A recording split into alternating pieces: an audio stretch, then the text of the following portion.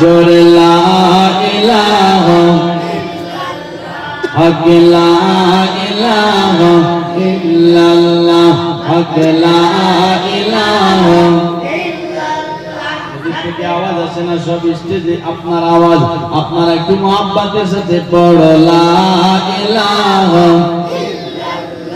হক লা ইলাহা ইল্লাল্লাহ হক লা ইলাহা বাজান যার দিলে আছে আল্লাহর ভয় আল্লাহ আল্লাহ সব সময় যার দিলে আছে আল্লাহর ভয় আল্লাহ আল্লাহ সব সময় বাজান দুনিয়াদারি ভালো লাগে না দুনিয়াদারি ভালো লাগে না ভালো লাগে শুধু ইল্লাল্লাহ বলো লা ইলাহা জোরে লা ইলাহা ইল্লাল্লাহ হক লা ইলাহা হক লা ইলাহা ইল্লাল্লাহ হক লা ইলাহা ইল্লাল্লাহ ভাইজান বহু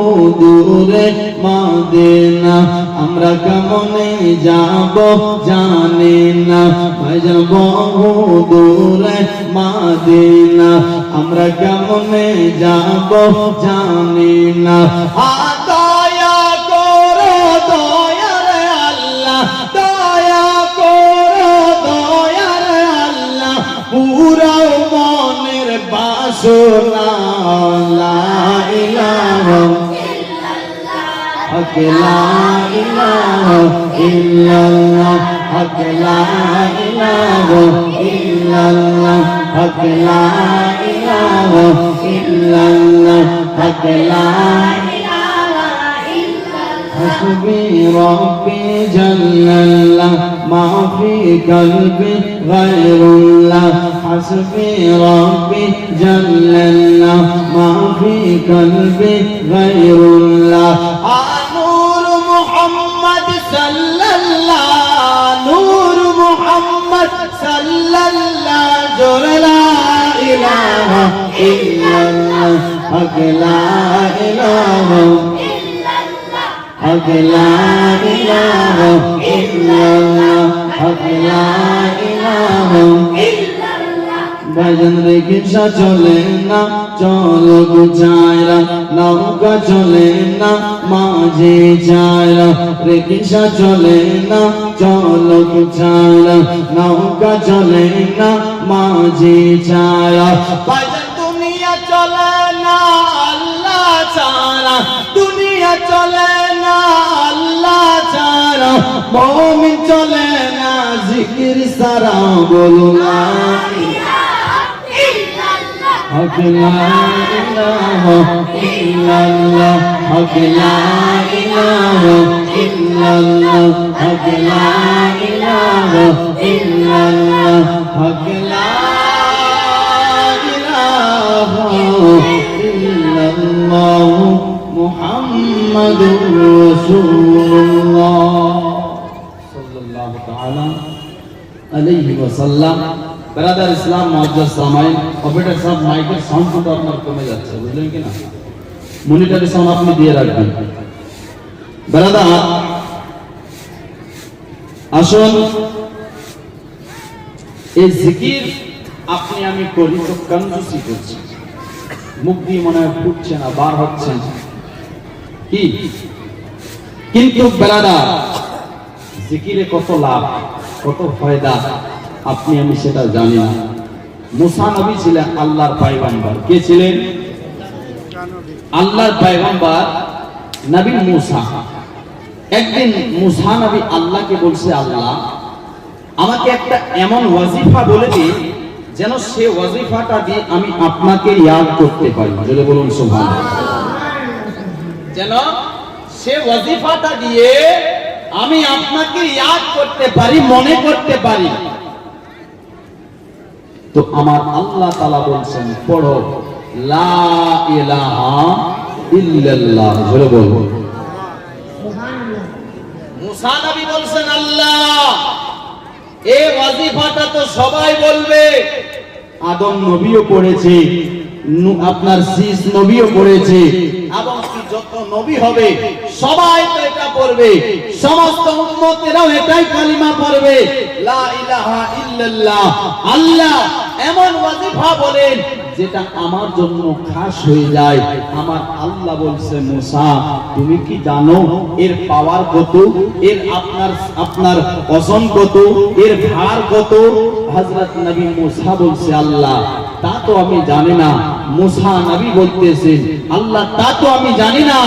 আল্লাহ বলতেছেন, শোনো এর পাওয়ার, এর ওজন, এর ভার 7 আসমান আর 7 জমিন। জোরে বলো সুবহানাল্লাহ। মুসা নবীকে বলছেন, ও নবী মুসা, 7 আসমান 7 জমিন যদি একদিকে হয়, আরে লা ইলাহা ইল্লাল্লাহ কি লিখে যদি একটা কাগজের টুকরা একটা পাল্লাতে দেওয়া হয়, তো এই 7 আসমান আর 7 জমিনের থেকে বেশি ওজনওয়ালা হবে। চিন্তা করে দেখুন মুসলমান ভাই, আপনি আমি প্রতিকার চুষি করতেছি, কিন্তু আমার আল্লাহ তাআলা বলতেছেন কি জানো, বান্দাকে বান্দা তোমরা আমি আল্লাহকে আল্লাহ বলে ডাকো।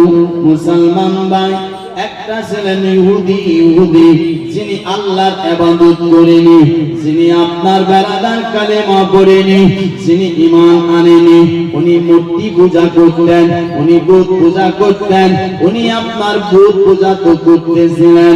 একদিন হয়েছে কি, বিপদে আপনার পড়ে গেছে, বিপদে পড়ে যাওয়ার জন্য তিনি তেনার মাবুদের কাছে গিয়েছে, মাটির মূর্তির কাছে গিয়েছে, মূর্তির কাছে গিয়ে তার নিজের বিপদগুলো আবদার করতেছে, এমন এমন আমার বিপদ।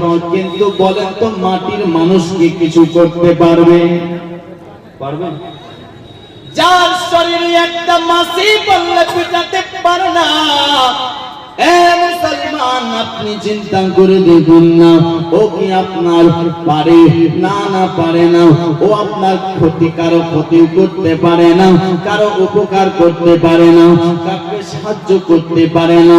মুসলমান ভাই, আবদার করার পর যখন কিছু উপকার পেল না, চিন্তায় পড়ে গেল, তখন তার মনে খেয়াল চলে আসলো, তার মনে চিন্তা চলে আসলো, মুসলমান যারা, এই মুসলমানেরা তো আল্লাহকে ইয়াদ করে, জোরে বলুন সুবহানাল্লাহ। যারা মুসলমান এরা তো এক আল্লাহকে ডাকে, এক আল্লাহর ইবাদত করে। দেখি তো আমিও একবার আল্লাহকে ডেকে, মুসলমান ভাই উনি তো জিন্দেগিতে আল্লাহকে ডাকেনি, কিন্তু আজ আল্লাহকে ডাকবে তাও তাকে শর্মিন্দা লাগছে। লাগবে না কেন? জিন্দেগিতে তো আল্লাহকে ডাকেনি, ও তো ঈমান আনেনি, ও তো মুসলমান হয়নি, কিন্তু আমি মাটির মূর্তির কাছে গেছি, কথা আপনার কোনো জবাব পাইনি। দেখি আল্লাহকে ডেকে আমার ডাকে কি সাড়া দেবে? মুসলমান ভাই, ওই লোকটা কি করেছে? আসমানের দিকে মুখ করে বেড়াদার আল্লাহ বলে ডেকেছে, আর আমার আল্লাহর তরফ থেকে লাব্বাইকা ইয়া আবদি বলে সাড়া এসেছে। জোরে বলা যাবে আবদি বলে সাড়া এসেছে। যখন লাব্বাইকা ইয়া আবদি বলে সাড়া এসেছে, মুসলমান ভাই, আপনার আমার আল্লাহ তাআলা বলতেছেন কি জানো? ও বান্দা বলো, তোমার কি মনের আশা, তোমার কি মনে তামান্না, তোমার কি মনে বাসনা, একবার বলো। মুসলমান ভাই, আপনার থেকে না, আমার আল্লাহ বলতেছেন, আজ তোমার যা মনের আশা রয়েছে আমি আল্লাহ পূর্ণ করে দেব। আমি তোমার ডাকে আজকে সাড়া দিলাম, তুমি যাহা কিছু বলবে আমি আল্লাহ তাহা কিছু আপনার শুনবো। বলো কি বলতে চাও, একবার বলো।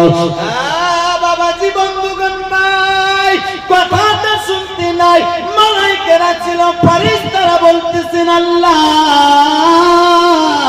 এ বান্দাটা তো আজকে আপনাকে আপনার ডেকেছে, তার মাবুদের কাছে গিয়েছে, যখন মাবুদের কাছে কোনো উপকার পায়নি, তারপর আপনাকে ডেকেছে।